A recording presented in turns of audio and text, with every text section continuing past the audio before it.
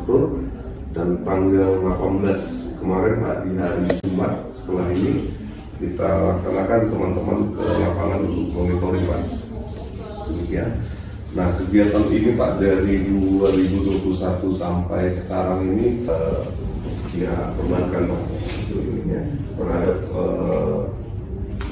rapat pelaksanaan diskriminasinya. Nanti mungkin sekalian di sini di akhir nanti kita sepakati mengenai jadwalnya.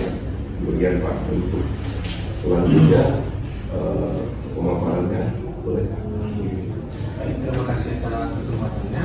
Izinkan saya untuk memaparkan kegiatan ini. Jadi untuk rapat kita hari ini agendanya adalah evaluasi implementasi dan perumusan diseminasi penanganan akses reforma agraria tahun 2021 sampai 2023 di Desa Ungaran 3, Kecamatan Sukamukan. Nah, jadi mungkin pembahasan kita hari ini adalah kilas balik mulai dari tahun 2021, lalu penanganan akses reforma 2022 yang waktu itu memang mungkin di masyarakat terlihat vakum, tapi di situ memang ada pendataan pemetaan sosial dari provinsi langsung. Lalu ketiga ada penanganan akses reforma agraria tahun 2023 yang kemarin kita sudah melaksanakan kegiatannya. Untuk kilas balik 2021 mungkin akan saya rangkum sebagai berikut. Pertama, waktu itu sudah dibentukkan SK Tim. Jadi sebelum ada GTRA, waktu itu ada memang SK Tim. Jadi waktu 2021 itu sebelum GTRA itu mulai digaungkan, ada tim penanganan akses reforma tahun 2021. Waktu itu diajukan oleh kepala kantor nomor 61 lalu revisinya dengan keanggotaan sebagai berikut. Jadi diketuai langsung oleh kepala kantor. Lalu waktu itu wakil ketuanya adalah staf ahli bupati bidang perekonomian pembangunan. Pada saat itu Pak Marco Panggabean, lalu Pak Marbun. Berikut kalau dari pertanian pada saat itu Pak Fendri Manfo Sidabutar. Waktu itu dari koperasi waktu masih belum belajar dengan Perindustrian Perdagangan Pak Budianto S. Simatupang. Lalu dari Pemdes masih Pak Rana Panalu, Ibu Perinda waktu itu Bu Vera dari Perinda, lalu dari Bang Berni itu Pak Hotman Boisianturi, dan kepala desa yang menjabat pada saat itu Pak Junior Semenjuta. Lalu untuk pemetaan sosialnya, hasil pemetaan sosial ada target 100 KK. Jadi di sebarannya 16 KK di dusun satu pasar, lalu di dusun Lumban Kolbung Mensatu Ilu dan Air Minaga terdapat 20 KK, serta di dusun Cilima Bahal terdapat 64 KK. Nah, lalu untuk komoditasnya kemarin nenas 56, kopinya 14, jeruk 13, jagung 17. Jadi memang untuk desa ini kita mengetahui bahwasanya komoditas tertinggi itu ada di nenas. Lalu untuk masyarakatnya yang memiliki kelompok usaha, 74 memiliki kelompok dan 26 lagi tidak memiliki kelompok. Lalu penyuluhan pada saat itu sudah dikerjakan. Untuk penyuluhannya, jadi setelah melakukan pemetaan sosial dari 100 KK tersebut, telah diadakan penyuluhan juga didampingi oleh instansi juga OPD terkait. Pada saat itu penyuluhannya berada di gereja yang dekat dari daerah nanti saya bisa lupa gerejanya apa, gereja KBP ya. Nah, gereja KBP waktu itu penyuluhannya dan juga dari hasil penyuluhan tersebut kita ada mendapatkan model. Kita waktu itu pembentukan modelnya adalah pertanian korporasi, di mana kita berharap memang dari pertanian ini kita bisa meningkatkan ekonomi dan kesejahteraan masyarakat. Jadi kita coba waktu itu untuk membahas dari rekayasa sosialnya terhadap kelembagaannya, lalu rekayasa ekonomi terhadap permodalan, rekayasa teknologi waktu itu terhadap apa yang bisa kita teknologi tepat guna untuk meningkatkan hasil bertani, juga diversifikasi usaha atau rekayasa nilai tambah. Jadi hasil dari panen itu bisa memiliki nilai tambahan. Nah, untuk program waktu itu hasil diskusinya adalah kita berharap dari pertanian itu akan mengadakan penyuluhan 4 budidaya komoditas tanaman, lalu dari perindustrian dan perdagangan itu penyuluhan pengembangan pengolahan buah nanas. Jadi 2021 memang sudah dilaksanakan untuk pengembangan pengolahan buah nanas. Dari operasi UMKM itu pembinaan terhadap produksi 4 komoditas tersebut dan penyuluhan pembinaan kelembagaan. Lalu dari Dinas Pemdes waktu itu penyuluhan dan fasilitasi pembentukan BUMDes di Desa Ungaran 3. Lalu BRI waktu itu penyuluhan dan fasilitasi terhadap pinjaman kredit. Nah, ini untuk rapat penyusunan modelnya, dokumentasinya bisa dilanjutkan. Nah, untuk hasil pendampingannya Pendampingan didasarkan adalah tadi dari hasil diskusi bersama tadi, komitmen tadi, hasil pendampingannya adalah sebagai berikut. Pertama, pendampingan penyuluhan dari Dinas Pertanian tanggal 18 November 2021, yaitu penyuluhan dan pemberian materi tentang dinamika kelompok dan nama penyakit. Lalu di penyuluhan yang sama yang dilakukan di HKBP tadi dari Dinas Koperasi UKM itu pemberian materi tentang pembentukan koperasi. Dan pada saat itu sudah setelahnya itu kita ditindaklanjuti dengan pendampingan pembentukan koperasi pada tanggal 23 November 2021 dengan nama Koperasi Lamsaga. Jadi untuk dari 2021 sebenarnya sudah diusulkan untuk pembentukan koperasi, tapi memang untuk realisasi saya kemarin tanya sama warga dan juga ketua bahwasanya baru ditindaklanjuti prosesnya itu di 2022 dan penyerahan akta di bulan tahun takut ya, bulan tahun takut penyerahan aktanya. Jadi melaporkan juga Pak bahwasanya meskipun memang 2022 kegiatan ini sempat vakum karena diambil alih oleh provinsi, tapi memang kita perlu apresiasi dari OPD bahwasanya ini gaungnya tetap berjalan meskipun kita 2021 November hanya mengusulkan koperasinya saja, ternyata tetap ditindaklanjuti sampai bisa diserahkan akta. Dan juga laporan dari TPK yang mewakili kementerian Pak Silitonga. Nah itu tadi. Aman. Nah Silitonga tadi ke Bapak karena dulu perannya wakilkan. Oh, iya. Jadi ini ada. Jadi dari Dinas Koperinda itu dan juga dari Kementerian Koperasi UMKM.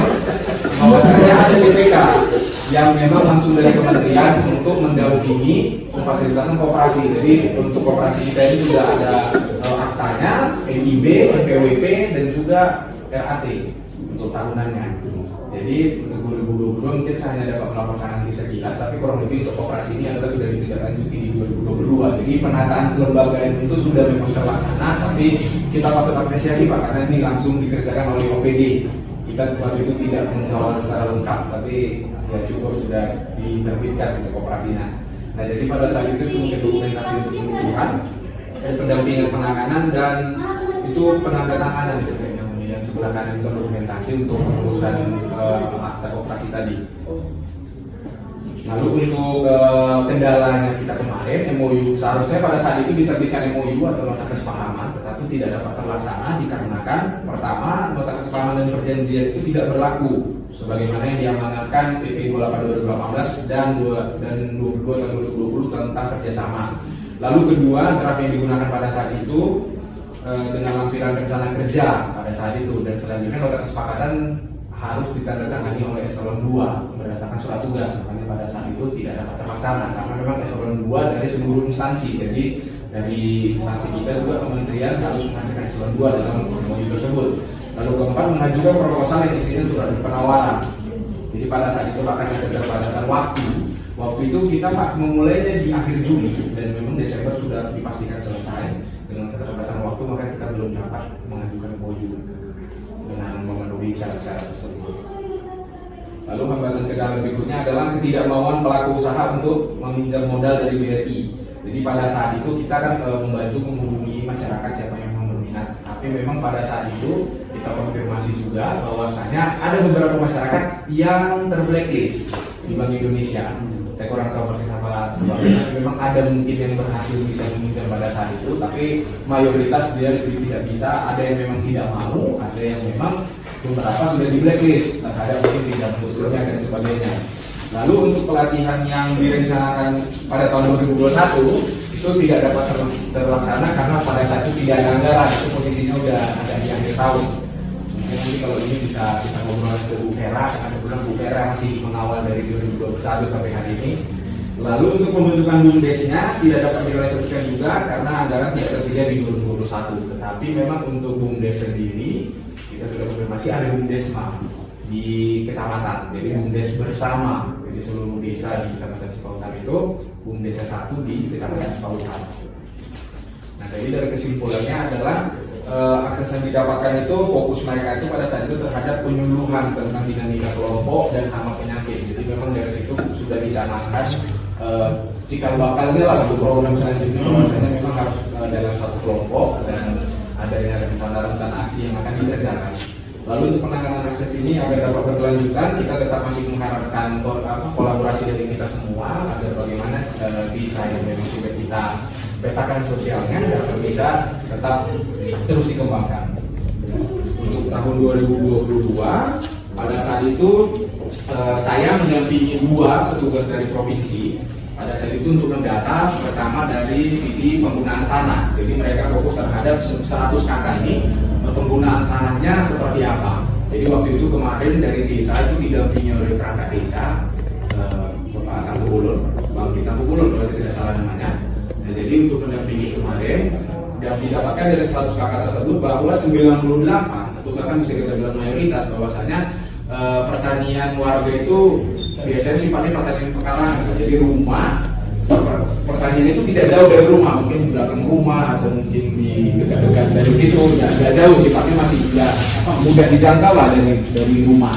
Begitu, karena contoh kayak yang di daerah bagian dalam sisi Mabakan, di daerah Raubos itu pada umumnya belakang rumah semua. Jadi rumah ladangnya berapa meter ke belakang udah langsung ladang tempat bekerja pada saat itu. Lalu untuk berdasarkan laporan akses info, memang pada tahun 2021 ke 2022 itu ada penurunan pendapatan. Jadi di 2021 rata-rata pendapatan 1.652, di 2020 turun ke 1.526 untuk rata-ratanya. Jadi dan juga kami mendata bahwasanya mayoritas buah masih sering seperti itu, dan kalau nggak salah harga terendah sempat 2.000 atau berapa per buah pada saat itu. Itu masih memang menyentuh harga terendahnya pada saat itu. Jadi memang makanya dari desa itu banyak mencoba beralih ke jeruk, tapi memang dari jeruk sendiri pun juga masih punya kendalanya tersendiri. Itu kalau keluhannya dari desa. Dan ini berikut dokumentasi kami pada saat peninjauan. Waktu itu baru mungkin demikian untuk 2022. Jadi bahwasanya 2020 itu hanya bersifat pendataan. Tadi sudah saya sampaikan juga bahwasanya OPD langsung yang menindaklanjuti terhadap desa tersebut. Lalu selanjutnya untuk 2023 mungkin sekilas saja karena memang sedang masih dalam proses pengerjaan. Jadi kita pada 7 Juli 2023 kita sudah mengadakan pelatihan dodol nenas. Jadi dari 100 KK yang sudah kita data mulai mengkerucut terhadap 20 orang yang ikut pelatihan. Jadi pada saat itu ada 12 yang memang hadir pada saat pelatihan dodol yang tersebar di 3 dusun. Tapi memang yang masih tetap menindaklanjuti sampai saat ini itu berikut dokumentasinya. Mungkin bisa kita saksikan bersama di sini. Klik aja videonya. Nah, untuk video kali ini untuk dodol itu langsung diimplementasi. Jadi Pak, kami laporkan bahwasanya sudah berjalan dari koperasi. Mungkin Bapak Ibu nanti bisa juga mengakses YouTube kami, tolong di subscribe Bapak Ibu. Sambil Pak. Sambil. Jadi untuk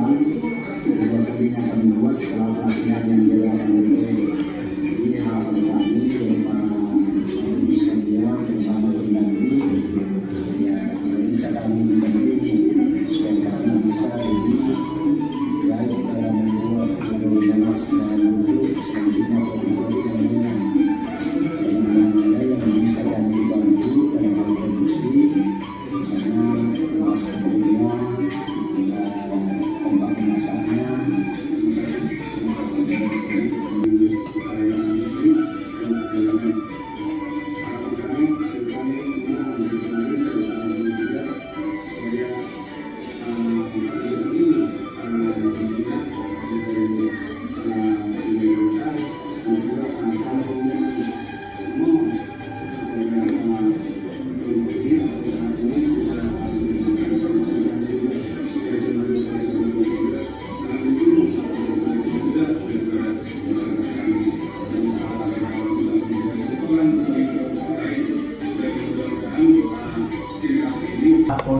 produknya bisa kita lihat di depan dan kita rasakan nanti hasil rasakannya seperti apa. Kalau memang ada masukan nanti kalau disampaikan masukannya, ataupun nanti ada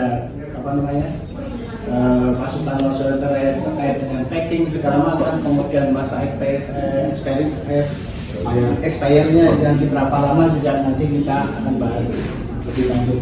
Jadi untuk menyingkat waktu, mungkin sambil dicicipi untuk duduknya sama diminum minumannya, kita minta dulu tanggapan dari ketua koperasinya ya. Ketua koperasinya atau ketua koperasi kami Sada. Waktu kami persilakan Pak. Ya, Pak. Kami mengucapkan terima kasih banyak dan bisa diberikan di tempat ini. Jadi harapan kami jadi Sambil kita makan dulunya ya. Biar santai aja kan. Ya, kami sampaikan tadi waktu di video Pak, yang perlu pertama pendampingan dari kami, pendampingannya supaya kami terus dibina dan diajari, karena untuk memproduksi makanan ini terus orang berinovasi kan. Jadi kalau kita ketinggalan, tidak ada ilmunya, tidak ada pengetahuannya, ya pasti akan tersisih. Jadi harapan saya yang terbesar, kami diberikan pendampingan secara rutin dan diberikan bagaimana supaya produk kami nantinya bisa lebih bersaing dan bisa dimakan, disenangi orang gitu. Dan yang kedua, memang kami juga tidak munafik dan tidak mau berbahasa-basi. Kami memang perlu bantuan, terutama rumah produksinya, supaya orang ketika dia kita memproduksi ada tempatnya yang sehat, higienis, orang bisa percaya melihat usaha kita ke depan. Jadi mungkin dalam hal ini samping terima kasih yang karena saya ucapkan, saya juga tidak terlalu banyak menyampaikan hal-hal. Ya, itulah yang bisa saya sampaikan gitu aja Pak. Kami dibantu, kami didampingi, dan saya yakin Bapak sekalian punya akses untuk kesana, bisa membantu dan mendampingi kami. Itu adalah harapan kami Pak. Terima kasih. Baik, terima kasih Pak. Jadi bisa saya simpulkan bahwa yang diperlukan untuk keberlanjutan dari produk ini sampai ke depannya itu adalah perlunya pendampingan ya. Kemudian kalau untuk selanjutnya nanti pendampingan kita serahkan ke dinas koperasi dan UMKM mungkin nanti peran itu lah begitu. Kalau kami mungkin kalau memerlukan pendampingan secara teknis lebih lanjut, kami tidak bisa lebih dalam lagi. Artinya pada kegiatan ini nanti kami sampai pada pemasaran ya. Kita sampai pada pemasaran, nanti untuk keberlanjutan selanjutnya nanti akan kita serahkan ke dinas UMKM untuk melanjutkannya untuk pendampingan. Artinya jangan sampai ini nanti putus di tengah jalan. Kita udah kita latih, kita latih produksi sampai pemasaran, tapi nanti ujung-ujungnya kita berhenti atau hilang, kan sayang juga. Jadi kami harapkan nanti dari OPD bisa melanjutkan ini sampai mereka berhasil pemasarannya. Kemudian untuk dari Bu Sekdesnya Bu, kami persilakan Bu.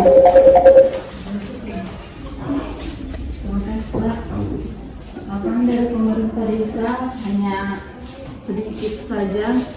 Kebetulan hari itu sebagai pertimbangan untuk di sini di rapat ini orang kelompok Lansada meminta rumah produksi yang dinyatakan Pak cuma tempatnya saja, tempat rumah produksinya.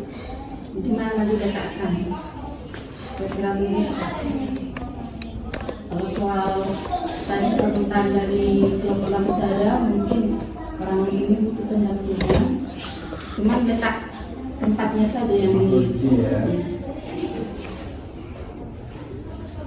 Kira-kira yang ditawarkan ibu di mana bu? Ada nggak solusi untuk rumah produksi ini? Apakah ke rumah warga atau ada tanah atau tempat di kantor desa yang bisa digunakan? Ya, sebenarnya begini Pak.